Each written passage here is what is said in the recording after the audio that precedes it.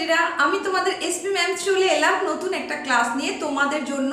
তোমরা যারা ক্লাস 10 উত্তীর্ণ হয়ে বর্তমানে একাদশ শ্রেণীতে বা ক্লাস 11-এ ভর্তি হয়েছে, তোমাদের জন্য তোমাদের যে সম্পূর্ণ নতুন একটা পরীক্ষা পদ্ধতি এসে গেছে, যেটার নামকরণ করা হয়েছে সেমিস্টার পদ্ধতি। সেই সেমিস্টার পদ্ধতিতে তোমাদের কিন্তু ভূগোল বিষয়ের সিলেবাসের ক্ষেত্রেও বেশ কিছু পরিবর্তন হয়েছে। সেই পরিবর্তন সাপেক্ষে কি সিলেবাস হয়েছে সেটা তো তোমাদের আগেই জানিয়ে দিয়েছি। আর তোমাদের কোন অধ্যায় থেকে কোন সেমিস্টারে কি রকম প্রশ্ন থাকবে, মানে কত কত নম্বর বিভাজনের প্রশ্ন থাকবে, কোন অধ্যায় থেকে থাকবে, সেগুলো সমস্তটাই জানিয়ে দিয়েছি।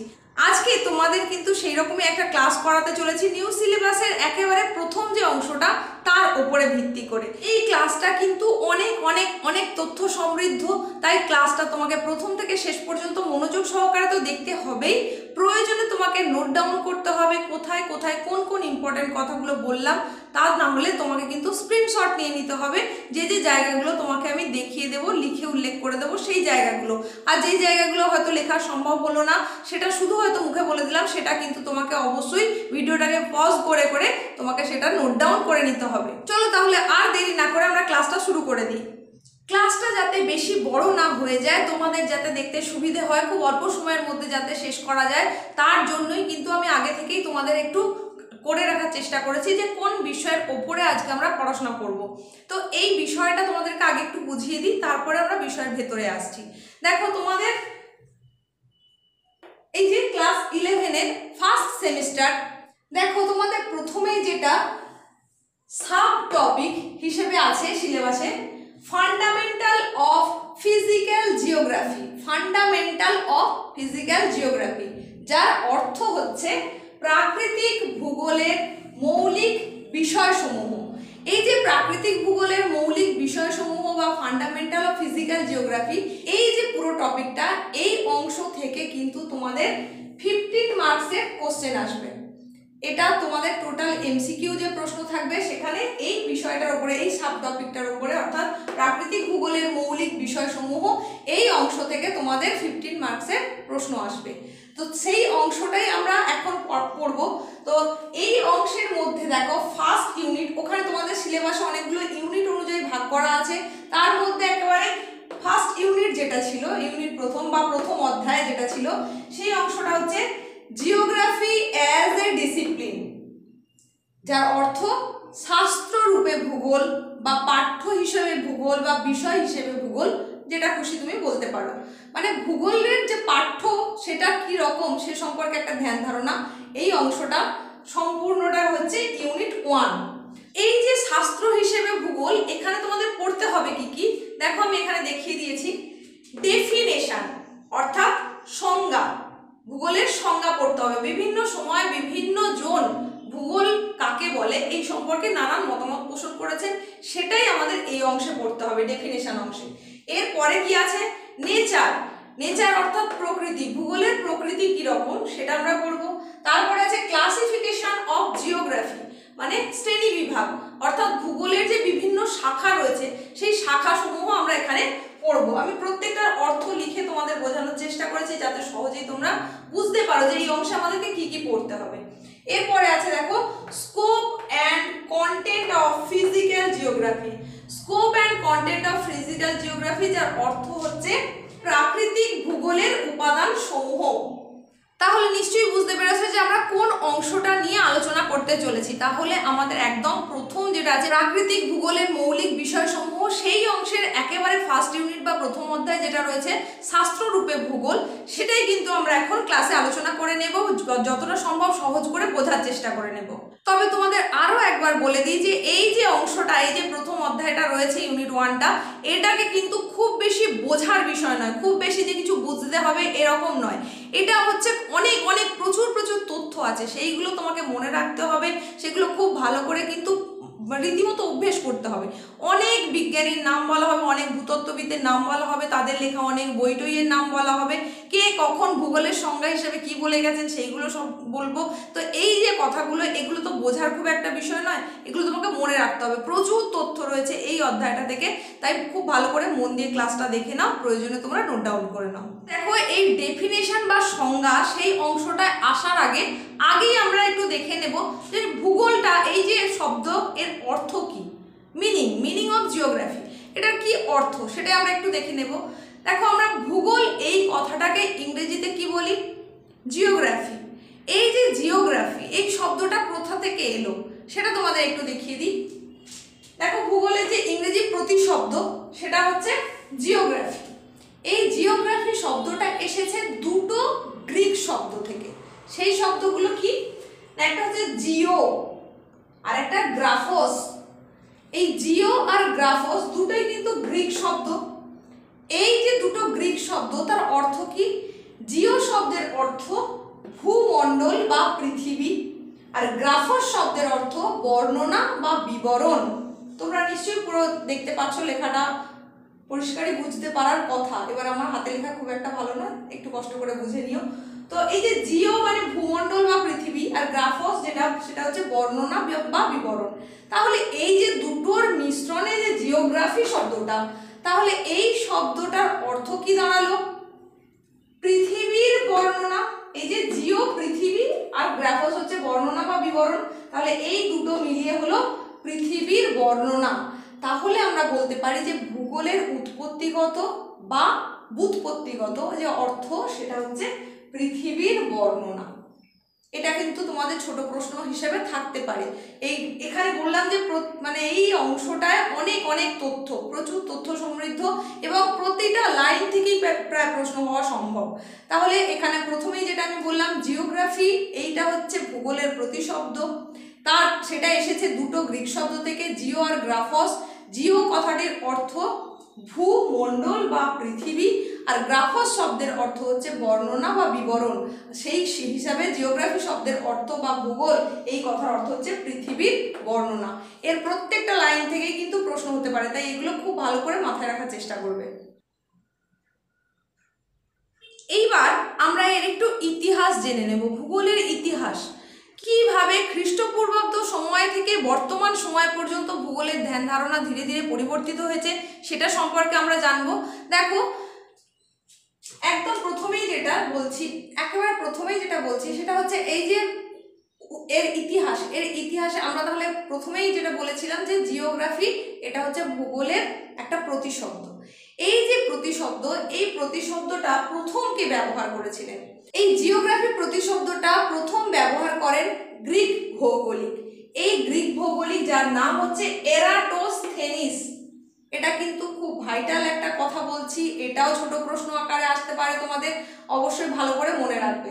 তাহলে গ্রিক ভৌগোলিক এরাটোস্থেনিস, যিনি 234 খ্রিস্টপূর্বাব্দে এই শব্দটার ব্যবহার করেছিলেন, এই জিওগ্রাফি শব্দটার প্রথম ব্যবহার করেছিলেন।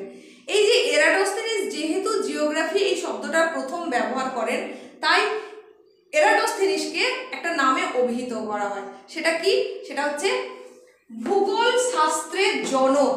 তাহলে ভূগোল শাস্ত্রের জনক বলা হয় কাকে? এরাটোস্থেনিসকে।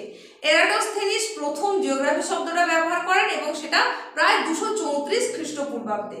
তাহলে এই সময় থেকেই কি প্রথম ভূগোল বিষয়টা নিয়ে চর্চা শুরু হয়?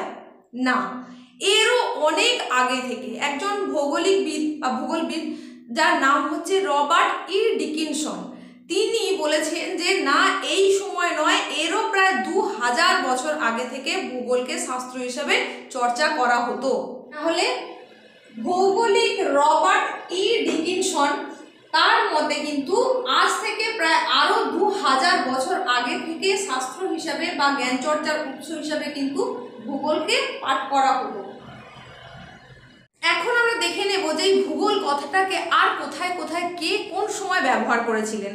চলো তাহলে সেটা আমরা দেখে নিই। দেখো আমরা যেমন বললাম যে জিওগ্রাফি শব্দটা প্রথম ব্যবহার করেন এরাটোস্থেনিস, ঠিক তেমনি এই যে ভূগোল কথাটা আমরা বারবার বলছি, এই ভূগোল শব্দটা যার প্রণেতা হলেন আর্যভট্ট। এই শব্দটা প্রথম কে ব্যবহার করেন? প্রথম ব্যবহার করেন বরাহমিহির। কোথায় ব্যবহার করেন? না, তারই লেখা গ্রন্থ সূর্য সিদ্ধান্ত। বহু প্রাচীনকালে সেই সময় কিন্তু এই শব্দটা প্রথম ব্যবহৃত হয়। আমি তোমাদেরকে পড়ার একদম শুরুতেই বলেছিলাম এই অধ্যায়টায় বোঝানোর বিশেষ কিচ্ছু নেই, প্রচুর তথ্য সমৃদ্ধ, অনেক কথা তোমায় মাথায় রাখতে হবে, মনে রাখতে হবে।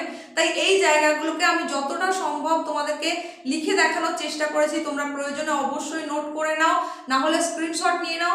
এই জায়গাগুলো থেকে কিন্তু অবশ্যই ছোট প্রশ্ন আসতেই যেমন এখানে প্রশ্ন আসতেই পারে সূর্য সিদ্ধান্ত গ্রন্থের প্রণেতা কে, বা বরাহমিহিরে লেখা বইটির নাম কি, বা ভূগোল এই কথাটির উদ্ভব করেছেন কে, এরকম অনেক প্রশ্ন আসতে পারে। তাহলে আমি এই জায়গাটা আরেকটু বলে দিচ্ছি, দেখে নাও।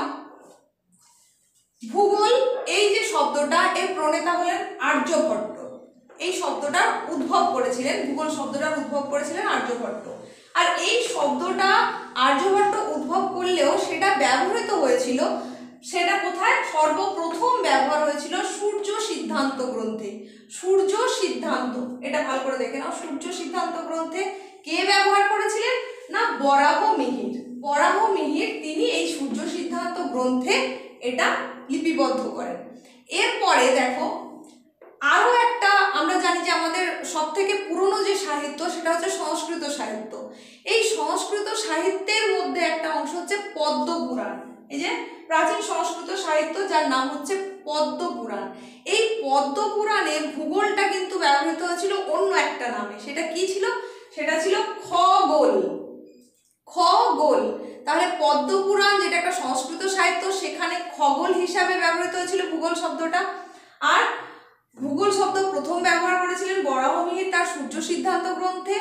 আর এরপরে দেখো আমরা এগুলো সবই প্রাচীনের কথা বললাম, সূর্য সিদ্ধান্ত সেটাও প্রাচীন সময়ের কথা বলছি, পদ্মপুরাণ এটা তো আরো সংস্কৃত সাহিত্য মানে আরো পুরনোর কথাই বলছি।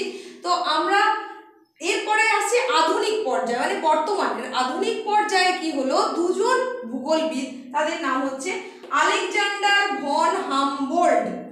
আলেকজান্ডার ভন হামবোল্ড আর একজন কার্ল রিটার। এই যে দুজন ভূগোলবিদের কথা বললাম, এইদের দুজনকে বলা হয়ে থাকে আধুনিক ভূগোলের জনক। কি বলা হয়? আধুনিক ভূগোলের জনক। কাকে বলা হলো? আলেকজান্ডার ভন হামবোল্ড আর কার্ল রিটারকে।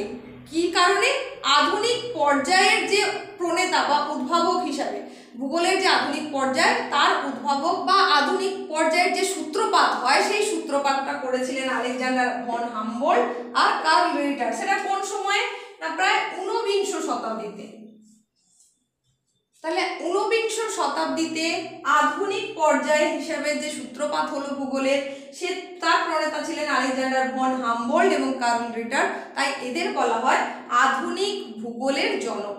তাহলে দেখো আমরা ভূগোল শাস্ত্রের জনক বলেছিলাম এরাটোস্থেনিসকে, আবার আধুনিক ভূগোলের জনক বললাম কার্ল রিটার এবং আলেকজান্ডার ভন হামবোল্ডকে। এগুলোর তফাৎগুলো বুঝবে আর খুব ভালো করে মনে রাখবে। আবার দেখো রাজশেখর বসু, রাজশেখর বসু তার লেখা একটা গ্রন্থ যার নাম হচ্ছে চলন্তিকা। এই যে চলন্তিকা গ্রন্থটা, এটা আসলে একটা অভিধান, মানে যেটাকে আমরা ডিকশনারি বলে থাকি। এই যে চলন্তিকা নামক যে গ্রন্থ, যেটার প্রণেতা হলেন রাজশেখর বসু, সেখানে তিনি ভূগোল এই কথাটার ব্যাখ্যা দিয়েছেন কিরকম ভাবে, না সেটা হচ্ছে পৃথিবী ও বিভিন্ন দেশের বিবরণ।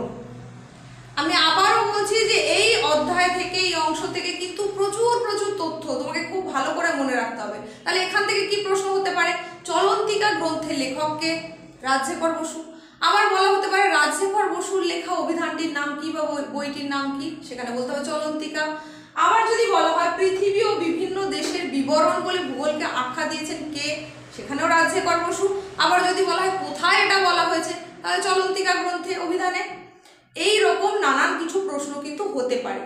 এইবার আমরা দেখব যে কোথা থেকে এই যে চর্চাটা, ভূগোলের পড়াশোনার চর্চা, শাস্ত্র হিসাবে যে চর্চা শুরু হলো আমাদের এশিয়ায়, ভারতে, পশ্চিমবঙ্গে, কোথায়, কখন, কিভাবে শুরু হলো, এবার আমরা সেই অংশটা দেখে নেব। তাহলে এবার দেখে নাও যে এই ভূগোল বিষয়ের চর্চা প্রথম কোথায় কিভাবে শুরু হলো, পৃথিবীতে প্রথম কখন শুরু হলো, তারপরে এশিয়া তথা ভারতে কিভাবে শুরু হলো, আমাদের পশ্চিমবঙ্গে কোথায় তার চর্চা শুরু হলো, এই তথ্যগুলোই এবার আমরা দেখে নেব। এই অংশটাও কিন্তু যথেষ্ট ভাইটাল, এখান থেকেও কিন্তু এমসিকিউ প্রশ্ন অবশ্যই হতে পারে, তাই এটাও খুব ভালো করে দেখে নাও।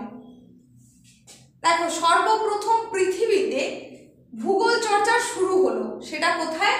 কেমব্রিজ বিশ্ববিদ্যালয়। তাহলে কেমব্রিজ বিশ্ববিদ্যালয়ে প্রথম পৃথিবীর মধ্যে ভূগোল চর্চা শুরু হলো। সেটা কতদিন আগের কথা বলা হচ্ছে? 1888 খ্রিস্টাব্দে। 1888 খ্রিস্টাব্দে কেমব্রিজ বিশ্ববিদ্যালয়ে প্রথম পৃথিবীতে ভূগোল চর্চা শুরু হয়। এর পরবর্তী দেখো পৃথিবীতে সর্বপ্রথম ভূগোলের যে বিভাগ, হলো, জিওগ্রাফির জন্য আলাদা করে বিভাগ স্থাপন হলো, সেটা প্রথম কোথায় হলো না অক্সফোর্ড বিশ্ববিদ্যালয়ে। অক্সফোর্ড বিশ্ববিদ্যালয়, তাহলে কেমব্রিজ বিশ্ববিদ্যালয়ে এটা নিয়ে পড়াশোনা শুরু হলো, কিন্তু আলাদা করে তখন ভূগোলের কোনো বিভাগ ছিল না, সেটা 1888 খ্রিস্টাব্দে। আর আলাদাভাবে বিভাগ আকারে স্থাপন করা হলো অক্সফোর্ড বিশ্ববিদ্যালয়ে, সেটা কখন 1899 খ্রিস্টাব্দে। এই জায়গাগুলো খুব ভালো করে বুঝবে, এখান থেকে কিন্তু অবশ্যই এমসিকিউ প্রশ্ন হতেই পারে এবং প্রত্যেকটা লাইন কিন্তু এখানে খুব গুরুত্বপূর্ণ। আমি বারবার বলছি এই অধ্যায়টা অতিরিক্ত তথ্যবহুল, এই জায়গাগুলো খুব ভালো করে তোমাকে প্র্যাকটিস করতে হবে, মনে রাখতে হবে। এরপরে দেখো, তো পৃথিবীর ব্যাপার তো আমরা জানলাম, এরপরে আমরা চলে আসছি এশিয়াতে। এশিয়াতে কবে শুরু হলো বা ভারতেই বা কবে শুরু হলো সেটা দেখো। এশিয়া বা ভারতে প্রথম যে ভূগোল চর্চা শুরু হলো সেটা কোথায়, আলিগড় বিশ্ববিদ্যালয়। আলিগড় বিশ্ববিদ্যালয়ে এশিয়ার মধ্যে প্রথম যেখানে ভূগোল চর্চা শুরু হলো, সেটা কোন সময়, 1927 খ্রিস্টাব্দে।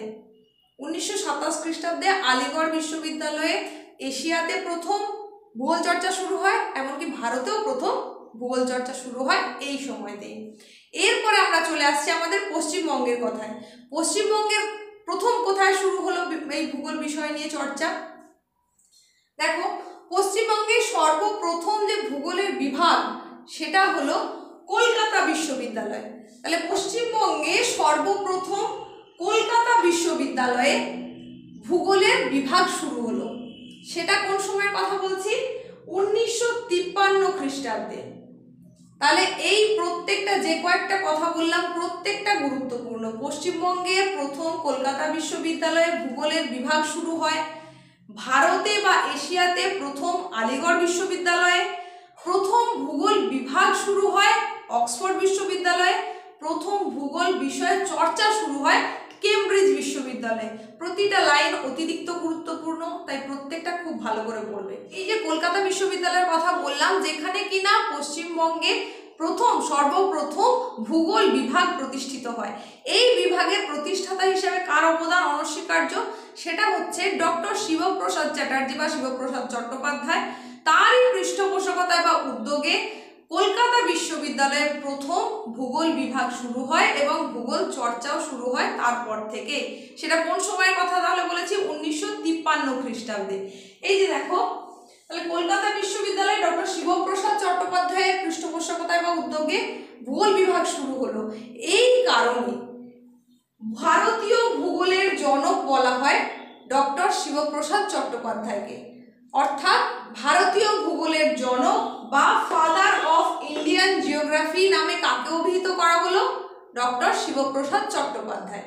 এখান থেকেও কিন্তু এমসিকিউ আসতে পারে। এতক্ষণ তাহলে আমরা যে অংশটা পড়লাম সেটা হচ্ছে ভূগোলের ধারণা আর তার সম্পর্কের ইতিহাস, কোথা থেকে কিভাবে এলো সেটা আমরা একটু জেনে নিলাম।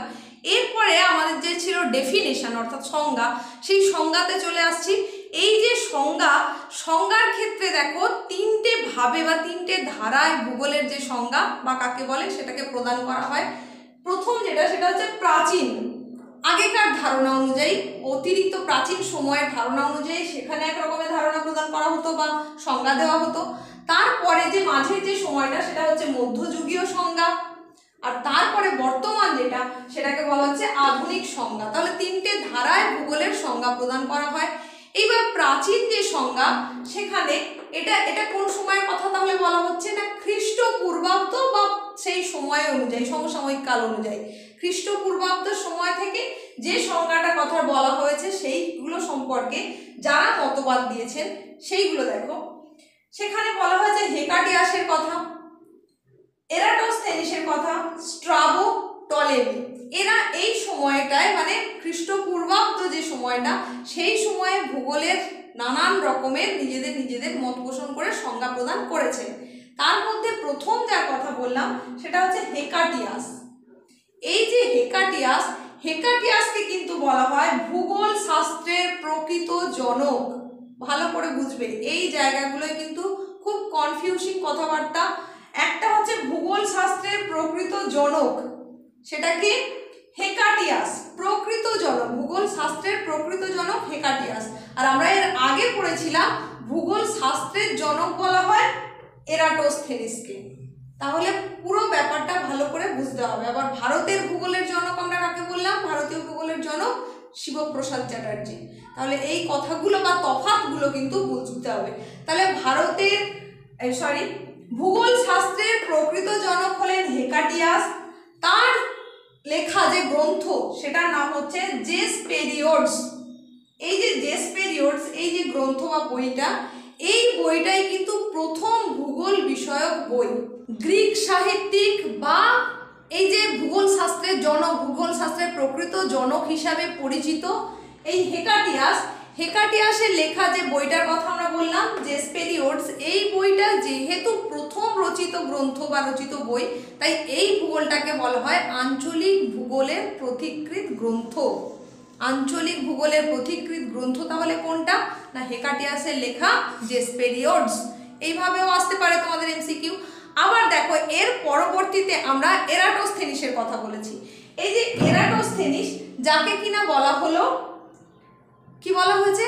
ভূগোল শাস্ত্রের জনক। প্রকৃত জনক হচ্ছে হেকাটিয়াস, আর ভূগোল শাস্ত্রের জনক বা ফাদার অফ জিওগ্রাফি হিসাবে পরিচিত যে এরাটোস্থেনিস, ইনিও কিন্তু একজন গ্রিক দার্শনিক।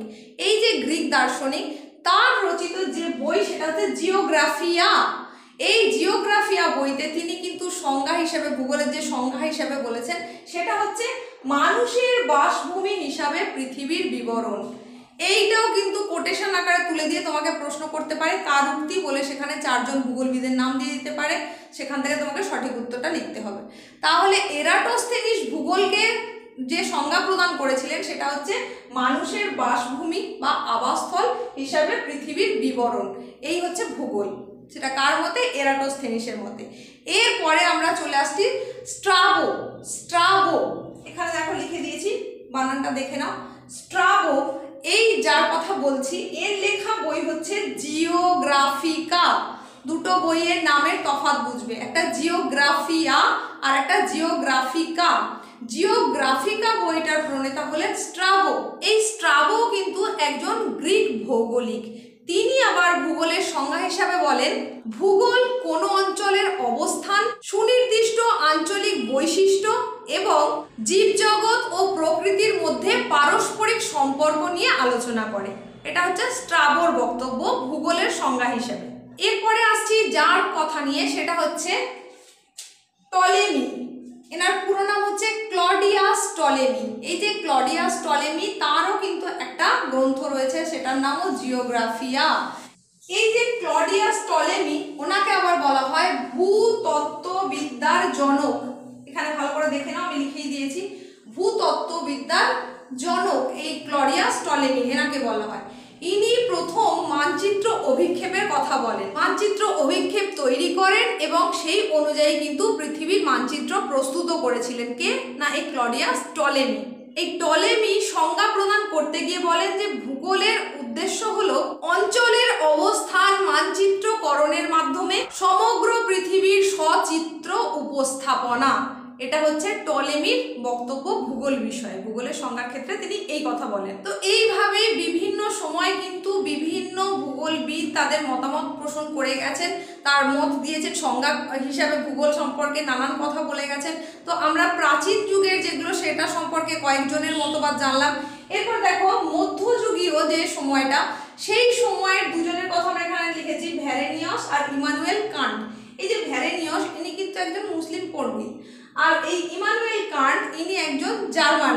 এই যে জার্মান দার্শনিক ইমানুয়েল কান্টের কথা বললাম, ইনি এবং এই ভ্যারেনিয়াস, এরা দুজনেই কিন্তু হচ্ছেন মধ্যযুগীয় মানুষ, মধ্যযুগীয় সময়ের, অর্থাৎ 3য় থেকে অষ্টাদশ শতকের সময়ের।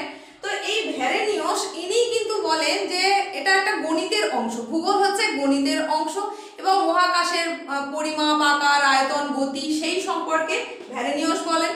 আর ইমানুয়েল কান্ট, তিনি কিন্তু আবার বলেন ভূগোল হলো পৃথিবীর সমীক্ষা, যেখানে পৃথিবীর বিভিন্ন অংশের বিশ্লেষণ করা হয়ে থাকে, বিভিন্ন রকমের ঘটনাক্রম সেইগুলো এই অংশে অর্থাৎ ভূগোলে বিশ্লেষিত হয়ে থাকে। এটা হচ্ছে ইমানুয়েল কান্টের বক্তব্য। তিনি বলেন ইতিহাস হচ্ছে কাল সম্বন্ধীয় আর ভূগোল হচ্ছে দেশ সম্বন্ধীয়, অর্থাৎ ইতিহাসের বিষয়বস্তু হচ্ছে কাল আর ভূগোলের বিষয়বস্তু হলো দেশ। এটা বলছেন ইমানুয়েল কান্ট। তো এইরকমই মধ্যযুগীয় পরবর্তী অর্থাৎ আমরা আধুনিক যুগের দিকে যাচ্ছি। এই আধুনিক সময়ে যে সংজ্ঞাগুলো প্রদান করা হয়েছে বিভিন্ন জনের দ্বারা সেগুলো সম্পর্কে আমরা জানবো। এই আধুনিক সময়টাকে আমরা ধরছি কখন, অষ্টাদশ শতকের পরবর্তী সময়টাকে। অষ্টাদশ শতক পরবর্তী সময়কে আধুনিক ধরা হচ্ছে। সেই সময়ে যারা যারা যে মতগুলো পোষণ করেছেন এবং তাদের রচিত যে গ্রন্থ সেগুলো আমরা একটুখানি দেখে নেব। আমরা একদম শুরুতেই দুটো নাম বলেছিলাম, সেখানে হচ্ছে হামবোল্ড এবং রিটারের নাম বলেছি। এখানেও দেখো সেই নাম দুটোই উল্লেখ করেছি আধুনিক সংজ্ঞা প্রদানের ক্ষেত্রে। তো এই যে হামবোল্ড, এর পুরো নাম হচ্ছে আলেকজান্ডার ভন হামবোল্ড, যিনি একজন জার্মান দার্শনিক। আর রিটার, এনার পুরো নাম হচ্ছে কার্ল রিটার, ইনি একজন জার্মান ভূগোলবিদ। এই যে দুজন ব্যক্তি, এদেরকে কিন্তু বলা হচ্ছে আধুনিক ভূগোলের জনক। তো এই এদের দুটো যে বই লিখেছিলেন, সেই তার মধ্যে একটা হামবোল্ডের লেখা বই, তার নাম হচ্ছে কসমস। হামবোল্ডের লেখা বইয়ের নাম হচ্ছে কসমস। আর কার্ল রিটার, তার লেখা বইয়ের নাম হচ্ছে এরডকুন্ডে। খুব ভালো করে এই জায়গাগুলো কিন্তু দেখতেই হবে, আমি বারবার করে বলছি। অনেক বইয়ের নাম, অনেক তার প্রণেতার নাম বা লেখকের নাম বা গ্রন্থকারের নাম, তাদের নানান বক্তব্য, সুতরাং এই অংশটা অতিরিক্ত গুরুত্ব সহকারে পড়তে হবে। প্রয়োজনে একটা চার্ট তৈরি করে নিতে হবে এবং তোমার প্রতিদিনকার হাঁটা চলার যে রাস্তা, যেখানটা তোমাকে পেরোতেই হয়, তোমাকে অতিরিক্ত মাত্রায় দিনের বেশি অংশ ব্যবহার করতে হয়, সেই জায়গায় ওই চার্টটা লাগিয়ে রাখো। তাহলে খুব সহজেই কিন্তু বারবার যাতায়াতের পথে দেখতে দেখতে ওটা তোমার চোখে সেট হয়ে যাবে, সঙ্গে সঙ্গে মাথাতে ওটা বসে যাবে খুব ভালো করে। তাহলে প্রত্যেকটা বিষয় মনে রাখতে পারবে তুমি। এটা নিতান্তই আমার বক্তব্য, আমার মনে হওয়া বা আমার করণীয় কাজ অনুযায়ী তোমাদের বললাম। সেটা তোমরা মানতেও পারো, নাও মানতে পারো, তবে আমার মনে হয় এটা মানলে অবশ্যই তোমরা উপকারী পাবে। তো চলো এবার দেখে নাও যে এই কসমস গ্রন্থে হামবোল্ড আর এরডকুন্ডে গ্রন্থে কার্ল রিটার কি বললেন না, কেন বা এদেরকে আধুনিক ভূগোলের জনক বলা হলো। অষ্টাদশ পরবর্তী সময়ে অর্থাৎ ঊনবিংশ শতকে এসে এই দুজন যে ভূগোলবিদ, একজন দার্শনিক একজন ভূগোলবিদ, এরা এসে বললেন কি না, ভূগোল হচ্ছে একটা বিজ্ঞানের স্বতন্ত্র শাখা। বিজ্ঞানের একটা শাখা হিসেবে ভূগোলকে উল্লেখ করলেন। সেই কারণেই এনারা কিন্তু আধুনিক ভূগোলের জনক বলে বিবেচিত হয়েছেন। এবং সেখানে হামবোল্ড বলছেন ভূগোল হলো প্রকৃতির সাথে সম্পর্কিত একটি বিজ্ঞান। পৃথিবীর ওপর যা কিছু দেখা যায় সব কিছুই কিন্তু এইখানে পাঠ করা হয় এবং বর্ণনা করা হয়, এইখানে অর্থাৎ ভূগোলে। তাহলে পৃথিবীর ওপর যা কিছু দেখা যায় সেই সমস্ত কিছুর পাঠদান এবং বর্ণনা করাই হচ্ছে ভূগোলের কাজ বলে এটা বললেন von Humboldt, Alexander von Humboldt. আর কার্ল রিটার, তিনিও কিন্তু একে বিজ্ঞানের শাখা হিসাবেই, এটি স্বতন্ত্র শাখা হিসাবেই বললেন। এবং তার মতে ভূগোল হলো বিজ্ঞানের সেই শাখা যা কোনো নির্দিষ্ট এলাকায় পৃথিবীর যাবতীয় রূপ, দৃশ্যমান ঘটনাবলী এবং সম্বন্ধ সমূহকে একটি স্বতন্ত্র একক রূপে অনুসন্ধান করে। এই হচ্ছে কার্ল রিটারের বক্তব্য। তো এই রকমই বিভিন্ন সময় বিভিন্ন জন তাদের মতামত যেমন দিয়েছে, সেই সমস্ত সংজ্ঞা তো আমরা এখন এখানে আলোচনা করতে পারবো না, আর সবগুলো আসবেও না, তোমরা একটু শুধু জাস্ট পড়ে রাখবে। তো সেখানে আরো যে যাদের নাম উল্লেখযোগ্য, সেখানে হচ্ছে ব্লাসের নাম বলা যেতে পারে, হেটনার, হার্টসোর্ন, হ্যাগোয়েট, জোন্স, এই সমস্ত ভূগোলবিদ বা দার্শনিক সাহিত্যিক, এদের কথা বলা যেতে পারে, যারা কিন্তু বিভিন্ন সময়ে ভূগোলের সংজ্ঞা হিসেবে নানান কথা বলে গেছেন। এবং এই যাদের কথা এখন বললাম, এরা হচ্ছে আধুনিক সংজ্ঞা প্রদান করেছেন ভূগোলের। আর এই যে হার্টসোর্নের কথা বলছি, হার্টসোর্ন তার লেখা একটা বই, তার বইটার নাম হচ্ছে নেচার অফ জিওগ্রাফি। এটাও কিন্তু তোমাদের এমসিকিউ আসতে পারে। নেচার অফ জিওগ্রাফি বইয়ের প্রণেতাকে বা স্রষ্টাকে, সেটা হচ্ছে হার্টসোর্ন। এই যে ভিদাল দা লা ব্লাস, মানে ব্লাসের পুরো নাম হচ্ছে ভিদাল দা লা ব্লাস। তাছাড়া এই হার্টসোর্ন, এনার পুরো নাম হচ্ছে রিচার্ড হার্টসোর্ন। আর হ্যাগেট যেটা লিখেছি এটা হচ্ছে পিটার হ্যাগেট। আর জোন্স, এটা হচ্ছে এমরিস জোন্স। আর এই যে কথাগুলো বললাম, এনাদের উক্তিগুলো তোমরা একটু পড়ে রাখবে। এটাকে খুব বেশি এখান থেকে প্রশ্ন আসার কথা নয়, তবে এই জায়গায় যেটা বললাম হার্টসোর্ন, এটার লেখক কার লেখক, কোন বইটার লেখক না নেচার অফ জিওগ্রাফি, এই জায়গাগুলো একটু ভালো করে দেখে রাখবে। তো এছাড়াও আরো বিভিন্ন অনেক ভূগোলবিদ অনেক সংজ্ঞা প্রদান করে গেছে। তোমরা তোমাদের টেক্সট বইয়ে সেই সংজ্ঞাগুলো একটু জাস্ট দেখে রাখবে। আমি অতি গুরুত্বপূর্ণ সংজ্ঞাগুলো তোমাদের একটু বলে দেওয়ার চেষ্টা করেছি। আর এই সমস্ত তথ্যের ভিত্তিতে আধুনিক সংজ্ঞা হিসাবে বা বর্তমান সংজ্ঞা হিসাবে ভূগোলের যে সংজ্ঞা প্রদান করা হয়েছে সেটা এখন বলে দিচ্ছি। তাহলে দেখো, ভূগোলের সাধারণ সংজ্ঞা হিসাবে যেটা বলা হয় বর্তমানে, সেটা আমি তোমাদেরকে একটু দেখিয়ে দিচ্ছি। ভূগোল হলো বিজ্ঞানের এমন এক শাখা যেখানে পৃথিবীর বিভিন্ন প্রাকৃতিক উপাদান ও মনুষ্য সৃষ্ট সাংস্কৃতিক উপাদানগুলির বন্টন এবং উপাদানগুলির মধ্যে পারস্পরিক সম্পর্কের বিজ্ঞানসম্মত ও যুক্তিনিষ্ঠ বিশ্লেষণ করা হয়ে থাকে। তাহলে এটা হচ্ছে একটা সাধারণ সংজ্ঞা যেটা বর্তমানে প্রদান করা হয় ভূগোলের সংজ্ঞা হিসাবে। তোমরা একটু দেখে নাও সংজ্ঞাটা, প্রয়োজনে তোমরা এটা তুলেও রাখতে পারো।